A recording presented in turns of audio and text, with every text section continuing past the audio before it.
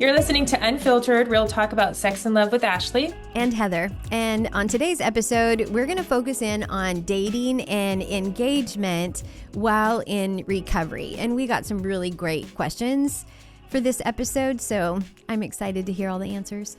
I am too, and I love that people would be thinking about this when dating, because unfortunately that was not my story. It's like, okay, we are deep in this marriage with 4 children, and now we're going to address these issues. And so I love that people are sending questions, thinking about this on the front end. We love that. Okay, first question is, in a dating context, how much recovery should my boyfriend have from sexual addiction prior to us stepping into marriage?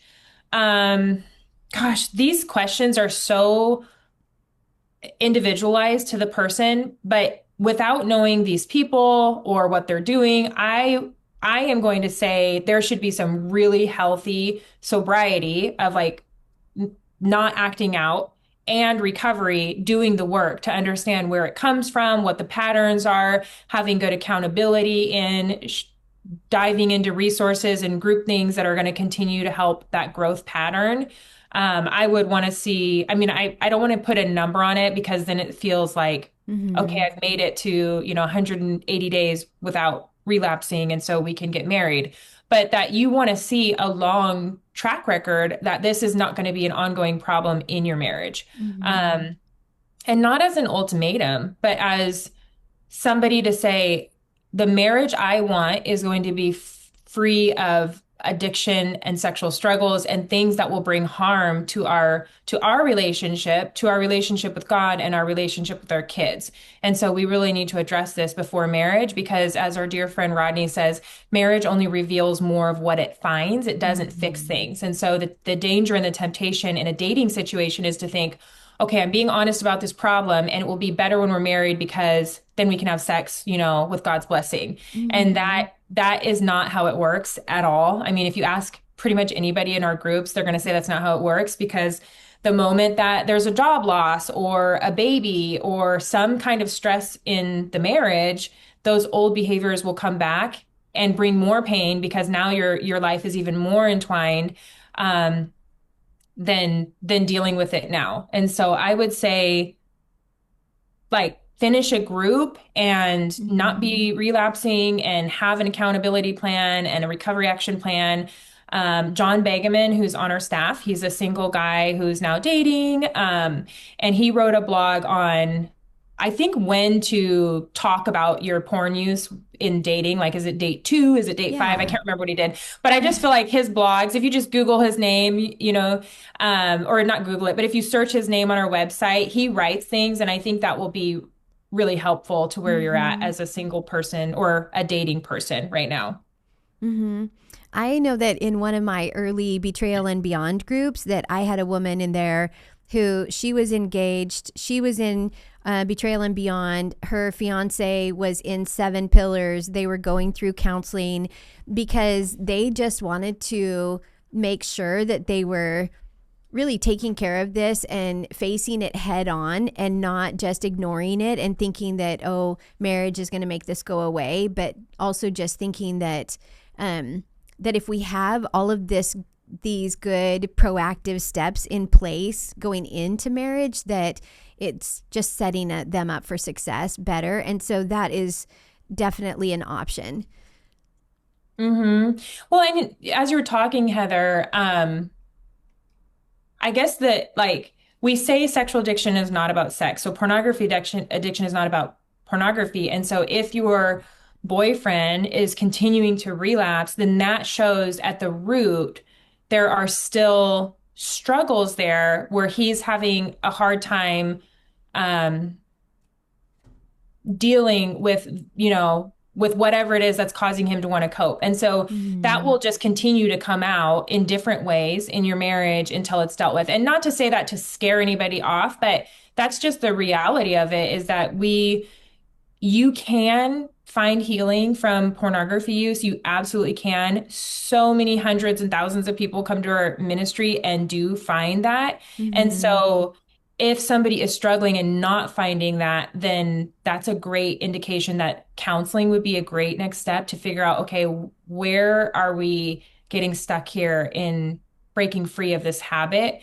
Um, because as Heather teaches with the brain, that mindset and that way that they address difficult issues or challenges is going to carry over in other areas of the marriage, work, Mm-hmm. parenting, all that. So, um, yeah, I mean, it's good you guys are talking about it right now, but definitely keep going and then message us back when everything is wonderful and you're married and you did all the work ahead of time. Nice. Okay, our next question says I'm leading an Authentically You group, and several young women are sharing about their fiancés' struggles with porn. They seem determined to marry despite hidden worries. I know the heartbreak and struggle that likely awaits these young women. As someone whose husband is in long term recovery, I feel torn. Should I directly warn them not to marry without real help and sobriety? I think that this would be a tough place to be. Authentically You is our resource for young women, single, never married, who struggle with love, sex, and relationship issues. And so, for this group leader, I think it would be really hard to not say, run away, run away, don't look back.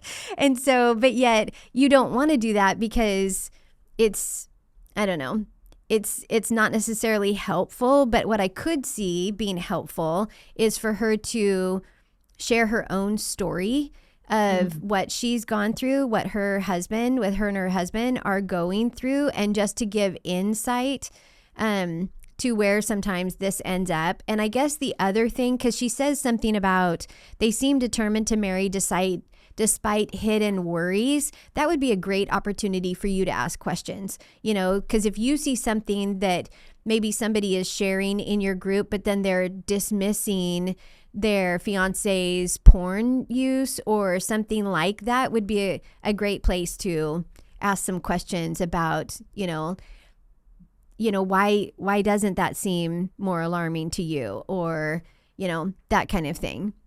Hmm.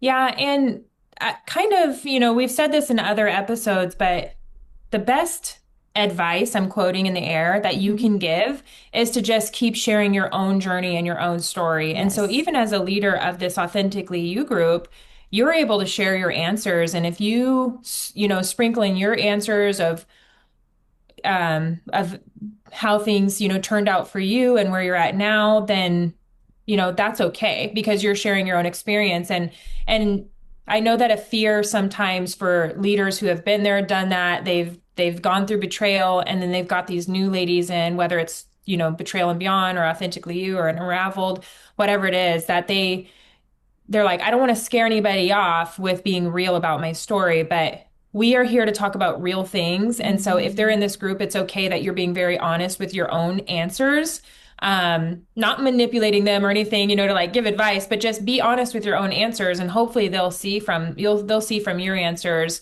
um, where things could go. So Mm-hmm.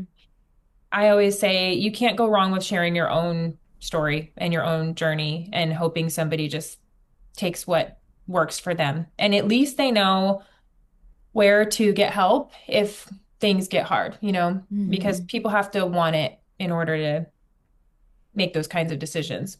Yep, for sure. All right. The last question is, I'm in my late 20s and dating someone who's been in recovery for sexual addiction through groups and counseling. I've also been through Betrayal and Beyond. Despite his efforts, he hasn't maintained consistent sobriety, and I feel heartbroken and powerless. I want to believe in his healing, but should I keep dating him or step back for my own healing? Um, so this is very, very similar to the first answer that I gave. I can see, you're saying I feel heartbroken and powerless. And so I think it's really important to put yourself back in the seat where you don't feel powerless, where you feel like you have decision or choices. Because Mm-hmm. when we feel like we don't have choices and we're just stuck, like, okay, I keep waiting for him to change and he's not. And it's making me so sad because it's not turning out the way I would hope, which is totally understandable and reasonable. It can end up causing us to feel depressed, anxious, what's wrong, stuck. Is this as good as it's going to get? You start imagining your Mm-hmm. life as a married couple with kids and having to deal with this. That sounds so heavy. And so I would say that if this person that you're dating is still struggling, I might personally take a step back or say, I can't take any more steps forward until I see some true and lasting change because addiction like this, it only gets worse if you don't Yes. address it. And Mm-hmm. so you're gonna, if it's already a problem now and then you get married, it's only going to get worse. And then you're going to be feeling this heartbreak and powerlessness as a mom. And then like if you decide to have kids Yeah. and then you're going to feel really stuck because you're in this marriage. And so personally, this is me, Ashley, saying if it were me, I would definitely be saying, I hate this. I hate having to say this because I love you so much, but I can't keep moving forward in this relationship. Mm-hmm. If this is going to be part of it. I want to marry you, but I don't want to marry this addiction. And until this is completely out of our life, I can't move forward. Mm-hmm. That is so good. It makes me curious too about because she says been through Betrayal and Beyond, and that he's done groups and counseling. I'm curious if that is just like personal counseling, is that Mhm. pure desire counseling? Because the fact that he hasn't maintained consistent sobriety would tell me that what he's doing isn't working for him, and that you might Mhm. need to also suggest doing something different if you're going to stay in the relationship. But I completely agree that stepping back, it might be a good time for that. Mhm. Yeah, another one of those hard answers. We Yeah. want people to want healthy things and good things as much as we do. And sometimes when we put all of our effort in and it continues to not happen, it starts to deteriorate us. And Yes. so I would take a step back and say, God, what do you want from me? What do you want for my life? What did you create me for? And just separate yourself from that a little bit and then maybe reassess after some time. Mm-hmm. Yeah. Yeah, Good really good answer. questions. Okay, well, thank you so much for joining us today. If you can think about it, we should be talking about it. So please email your questions to us at unfiltered@puredesire.org. And if you found this episode helpful, make sure to subscribe and share with a friend.